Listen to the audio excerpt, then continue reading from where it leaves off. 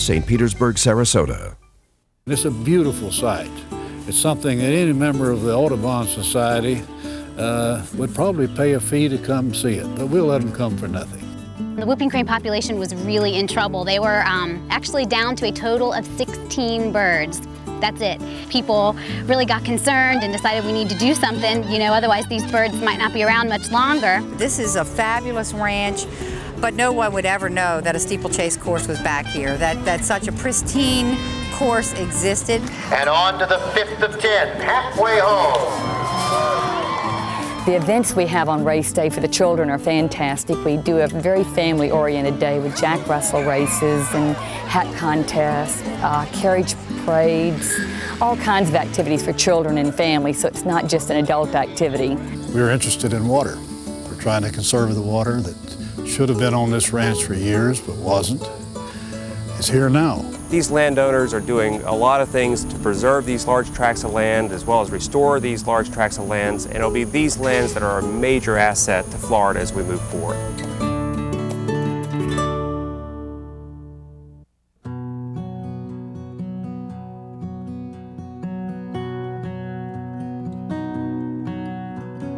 Northeast of Tampa Bay lies a rural landscape of undulating hills of green. One of the jewels of this historic Dade City landscape is the 1,800-acre Little Everglades Ranch. Central Florida ranges from pine and palmetto flatlands to high hammocks dotted with lakes, swamps, and marshes. It is here, just north of Dade City, that the Little Everglades Ranch was established as a pioneer cattle ranch by Bill and Emily Larkin in the 1940s. As was popular during this phase of Florida's history, the natural landscape was developed to create grazing land and pasture suitable for raising cattle. The land was bulldozed. Levees and a canal system were built to hold the water being drained and pumped from the lowlands. In the mid-1990s, Bob and Sharon Blanchard bought the Little Everglades Ranch, and since that time have been painstakingly restoring the land to its original ecology. When we first saw this ranch, it was a working cattle ranch. Little attention, if any, had been given to the amenities of trying to beautify it. They did save a lot of the wonderful old live oak trees, and we recognized there was a basis here for improving this property until it would be a beautiful piece of ground.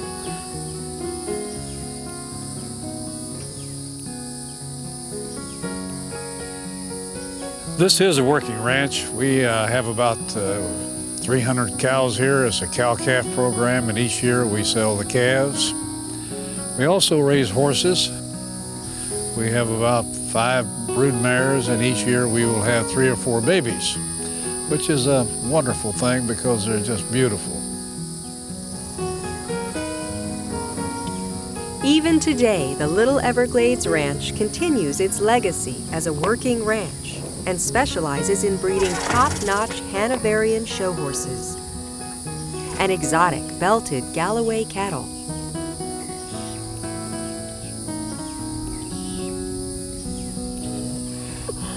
If you look like here, you see a lake. You'll also see 2 cattle that are in the water up to their bellies or backs, which shows that it's not only the aquatic animals and birds that enjoy the water. They're eating water plants, and that's part of their diet. So you don't see that very often unless a ranch has water. The Blanchards are determined to preserve a slice of old Florida against a rising tide of growth. They are equally determined to preserve the ranch's newly restored water habitat. For the first century of Florida statehood, we did a great job of ditching and draining the wetland systems. It's only been during the last 2 or 3 decades that we recognize the importance of these systems. Not only do they function as the kidney for our water resources by cleaning up the water quality, they also provide storage, which allows us to lessen flood effects down watershed as well as recharge the aquifers. Another important attribute of wetland systems is that they provide critical habitat for birds and so many other species. That's why it's important that we restore these systems where they've been degraded. In front of us is a rookery. This didn't exist a few years ago. There's also water between the trees that you see and the land. This used to be an area that was grazed by cattle. We have since changed the ecology. At the present time, there's a lake to the north and a lake to the south, approximately 60 acres each.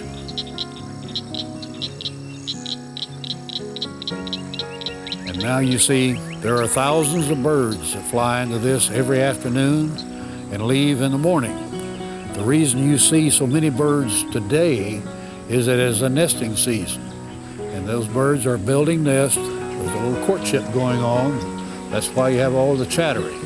And if you would flush those birds, cause them all to fly, the sky would just be white with birds at this time.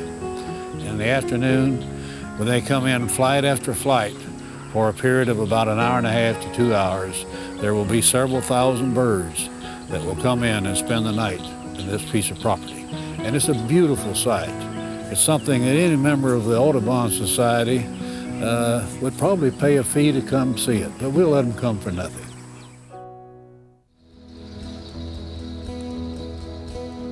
This past week we had a whooping crane that flew over the barn. The young lady that works for us, she followed it and took a picture of it over by the racetrack. The whooping crane is one of the most magnificent birds in North America and one of the most endangered. A full-grown adult stands 5 feet tall and has a wingspan of 7 to 8 feet.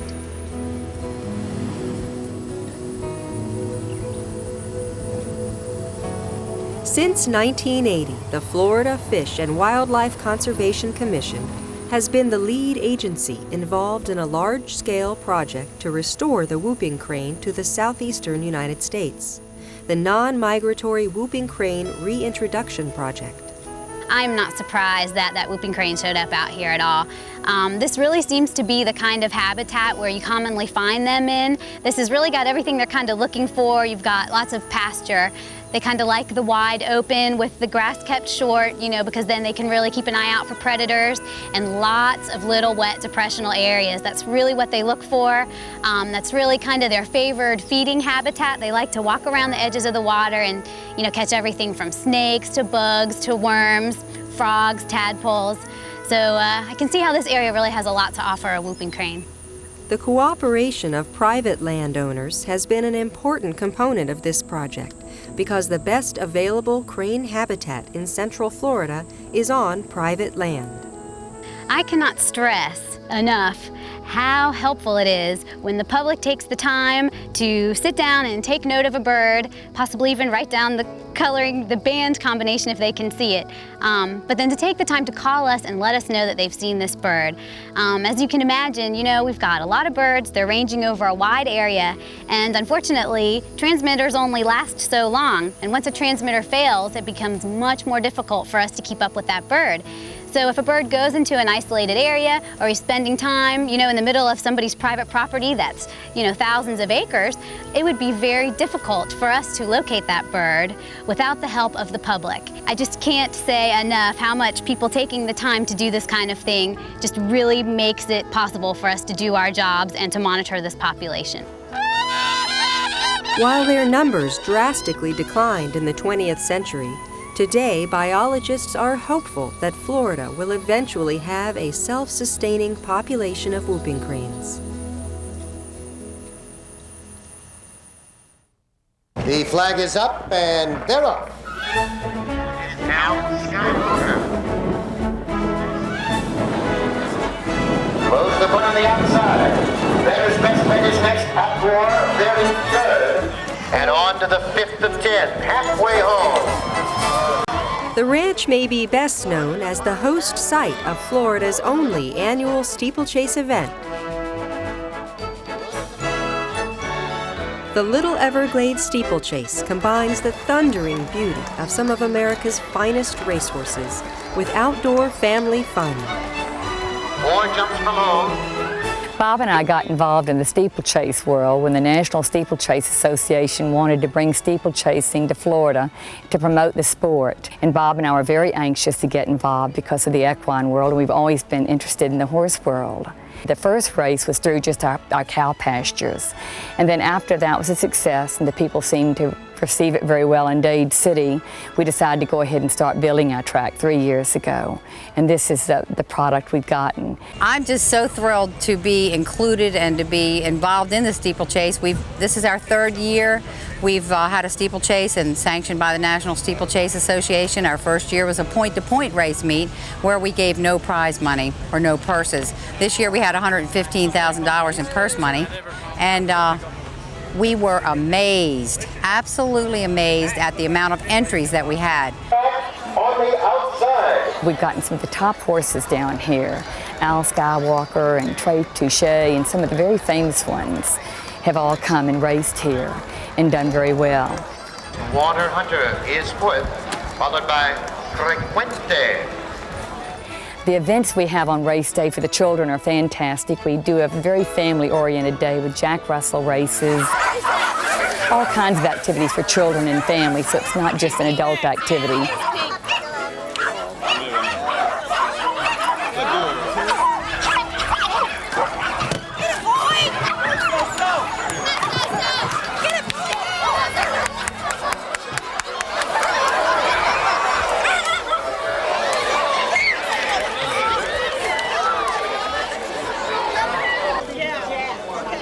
A lot of people bring their young children and they just have a blast. We have pony rides for them. One of our most fun races are the pony races that we have here, that where the children, all amateurs, bring their little ponies and come from all over. Some of them come from farther north in Georgia and South Carolina, and a lot of them are just local people that come and race their ponies. Is next. Blame It on Pete is 3rd.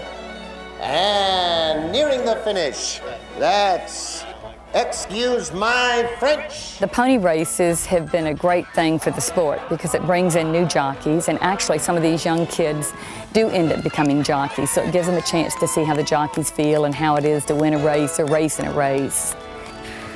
I was really scared. I was so terrified, but I just got out on the track and all you hear is the hooves hitting the ground and you're just like, it's gonna be okay. Because I had fun too. The Blanchards are very devoted to having a race course that is safe. The grass, the turf that's out there for the horses to run on is manicured all year long. This is a one-day event. 1 day a year we use this track. But it is manicured and is worked on every single day of the year.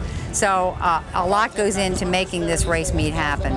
So far we haven't had any injuries, and we hope we never will. It's taken us probably about 3 years to get the turf the way it really should be. The first year was a little hard, and the grass hadn't grown as much as it should, but every year it gets better because the roots go down deeper and we aerate more often. We're learning more and more. So that is another reason why it makes one of the top tracks, because of the footing for the horses. One thing we've learned is the longer the ryegrass grows on top of the Bermuda, the slower the pace is, which that's what they want. They want a slow pace for the horses. It's kind of like car racing, speed kills. U.S. steeplechasing occurs in 12 states and raises millions of dollars for charities each year. Probably the major reason that Bob and I've gotten so involved is Bob has always been very interested in philanthropy. And the money that we get from the race, that we make from the race, all the profit goes to charities. And the charities we've chosen are the Tampa YMCA, the Dade City YMCA, and the Florida Pioneer Museum, which is in Dade City. So that's been one of the main reasons. Bob likes giving back to the community where he lives, and it's a great spot in a wonderful country, little small town. Our biggest problem that we've had since we started the race meet was to let people know what a steeplechase race meet was. We've had a lot of interest from other states, but only the ones that know what steeplechasing is. So we want to include all of our local people and the people that go to the regular racetracks, the flat tracks. So this year was kind of a milestone for us. we have been advertising in a lot of areas, Ocala, Orlando, Sarasota, to try to let people know that we're here. This is a fabulous ranch, but no one would ever know that a steeplechase course was back here, that such a pristine course existed. And if you talk to other steeplechase directors and owners of horses, we are getting to be the top.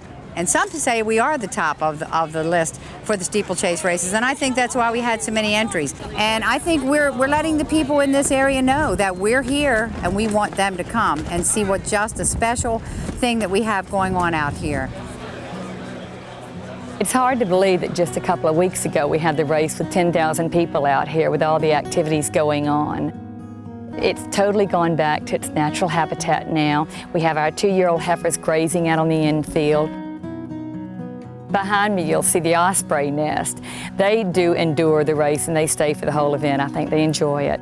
In the spring they'll leave and then they come back again in the early, probably January, and spend a couple of months with us and raise their young. And I guess they've been with us now for about 5 years. And when they move out, the eagle come in, and they don't nest there, they just hunt from the same tree. But they seem to know their times when they're each allowed to use the condos. I guess that's condo sharing.